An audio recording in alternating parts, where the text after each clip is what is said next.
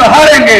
मुझे इस बात का बड़ा आश्चर्य है कि उत्तर प्रदेश के अंदर ही नहीं, अब तो पूरे देश के आंकड़े धीरे धीरे सामने आ रहे हैं। धन्यवाद बिहार की सरकार को, आंकड़े सामने आ गए और पता लग गया जिसे हम 15% कहते थे, अरे वो तो 10 से 12% है। और 10 से 12% लोग हमारे मुंह पे मूतने का काम कर रहे हैं, हमें अपमानित कर रहे हैं, मुंह रखने पे हमारे युवाओं की हत्या कर रहे हैं, घड़े छूने पे हमारे बच्चों की हत्या कर रहे हैं, हमारी बहन बेटियों की इज्जत लूट के उनकी हत्या कर रहे हैं। लानत है, हमें शर्म नहीं आती? 10-12% हमारी इज्जत पे हाथ डाल रहे हैं। हमें ये लड़ाई लाठी गोली की नहीं है।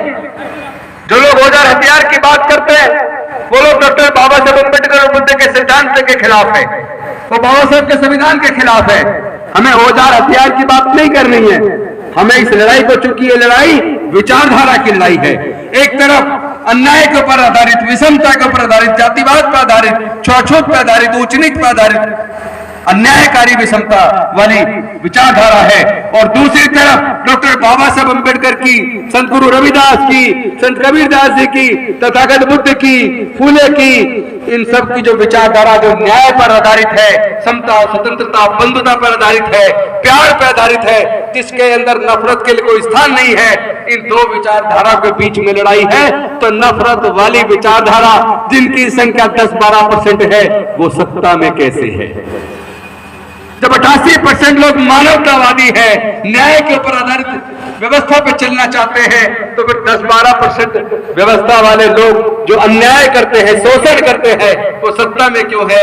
क्योंकि हम लोग टुकड़ों में बटे हैं, हम लोग आपस में एकजुट नहीं है। हमें मुद्दों पर आधारित एकता बनानी पड़ेगी, क्योंकि आज चिंता केवल उतनी नहीं है जितनी आप सोच रहे हो, चिंता उससे कई गुना ज्यादा बड़ी हो गई है। वो चिंता क्या है? वो चिंता यह है कि पहले तो धर्मशास्त्रों में लिखकर हजारों साल तक इस 85% 88% समाज को पढ़ने लिखने पर धार्मिक बंदिश लगा के रखी, संपत्ति पे धार्मिक बंदिश लगा के रखी, व्यापार पे धार्मिक बंदिश लगा के रखी।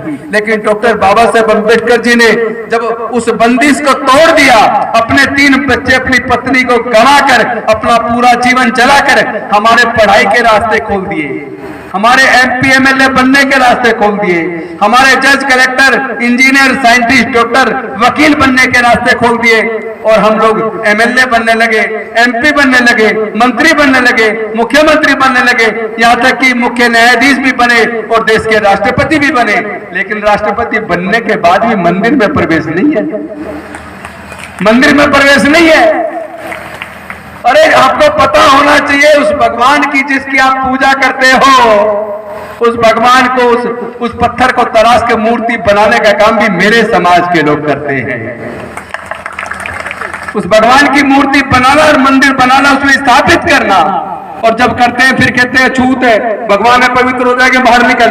अरे भाई, इसी ने बनाया है तुम्हारे इस भगवान को, तुम कितना दमन करोगे?